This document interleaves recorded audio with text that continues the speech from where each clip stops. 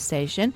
Don't forget you can watch us too. We are on your computer or your mobile device. Just head on over to SuperTalk TV. And if all this talk of Mother's Day and graduations got you thinking, man, I need a gift, well, I've got a good opportunity for you to get a unique one. That's at Mississippi Makers Fest. It is back. And joining us today is Miss Debi Lane. She is with Pottery, and she will be one of the many 50 vendors that will be out there this weekend at the two Mississippi museums. So welcome, Debi. Hey, how are you? I am doing well. So am I right? Your pottery would make a great graduation or Mother's Day gift, huh?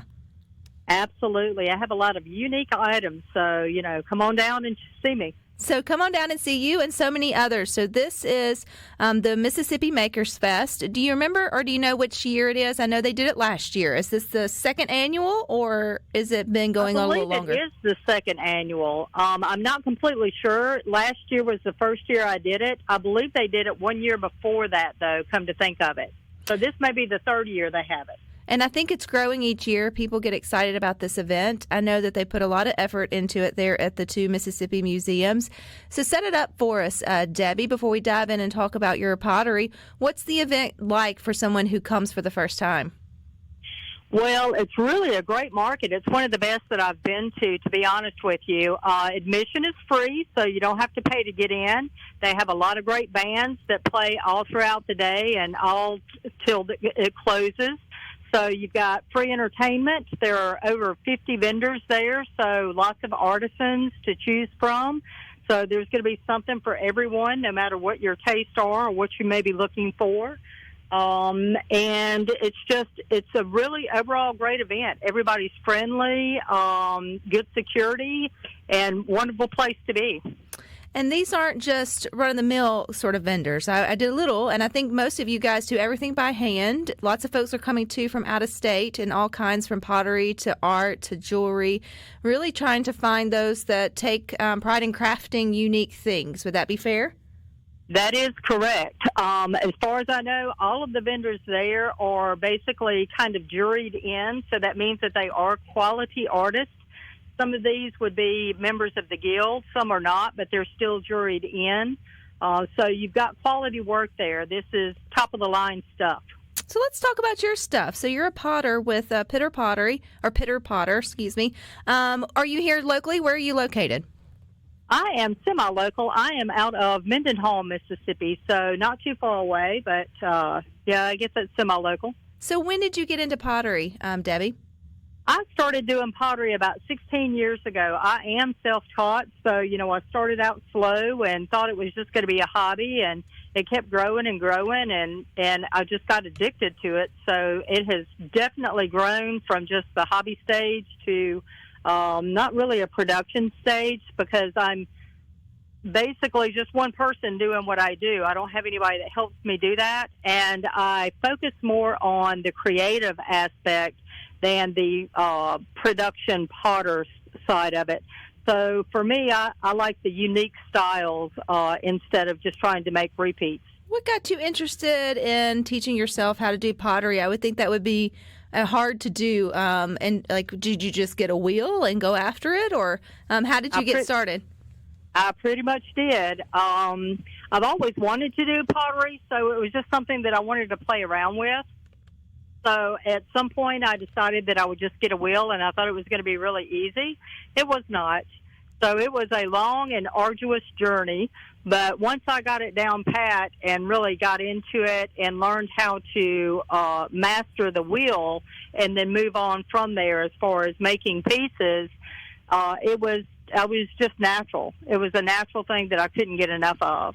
And at this point, I also make my own glazes. So, I've developed ash glaze from different types of wood that I burn to collect that ash.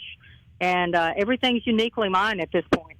So the name of your business is Pitter Potter House, and I'm learning that the Pitter Potter means a specific type of pottery. Is that sort of lend to maybe the style that you do? Can you explain the Pitter Potter part? Not really. Pitter Potter House came about when I first started. I had just like a little portable shed that I worked out of, and I have rescue dogs. So when I was working in my shop, then they would pitter in and pitter out. So that's where the pitter came from. Obviously, I'm a potter, and that was my pottery house. So that's where Pitter Potter House came from. I like your definition better, Debbie. The name just kind of stuck, so I just kind of kept it. The kind of pottery that I do, it's stoneware pottery, so it's very durable. When I started, I wanted to make sure my focus was really to want to be able to do like functional pieces, mugs, dinnerware, things like that you could actually use. And in my research, stoneware was one of the good things to use for that. So that's what I started with, and that's what I've stayed with. So it's very durable, and you can use it for anything. Obviously, I do more things than just functional pottery like that. I do a lot of sculptural work and things of that nature as well. But I use the stoneware for all of it. Do you remember the first piece that you finished, Debbie, that maybe you were so proud of, you gifted or you kept for yourself, but you were like, this is it, I made this, I would sell this?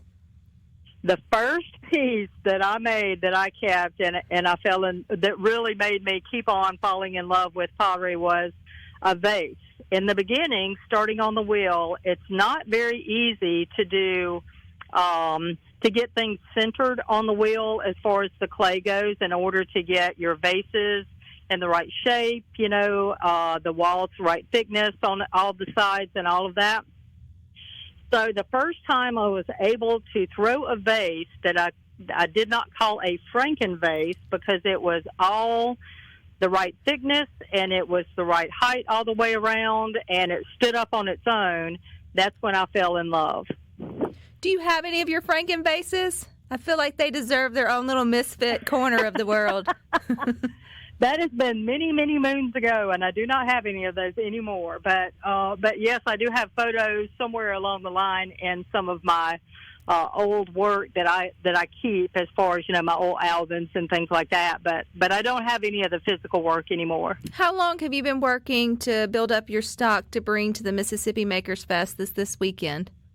That is always an ongoing thing, and I actually just took out my last blaze firing this morning of new things that I will be bringing there. So it's always a turnaround.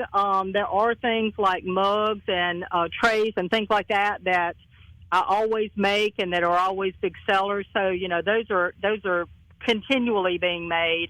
But then there are some new things, like I have hummingbird feeders that I'm bringing. Those are brand new. Maker's Mark will be the very first place that I have ever taken these to, so it's a new design and everything. And some different style trays, too, that will be there as well.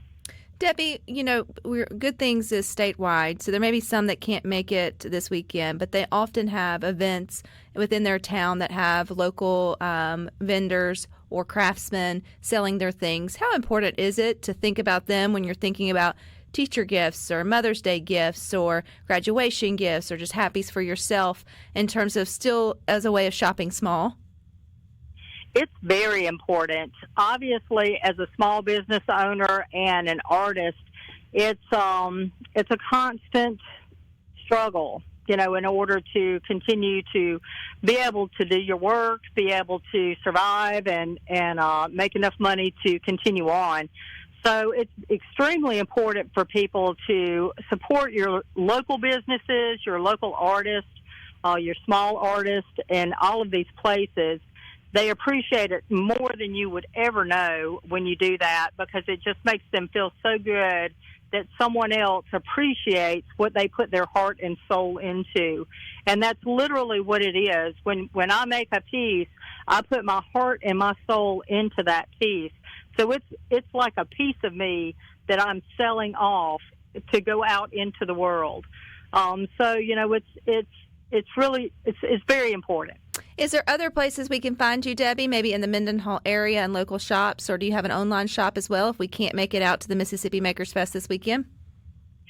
I do have a website, and I do have a Facebook page which is where I post most of my work at this point. The website, I turn over so much work that it's kind of hard to keep that updated, so I don't actually keep everything on the website.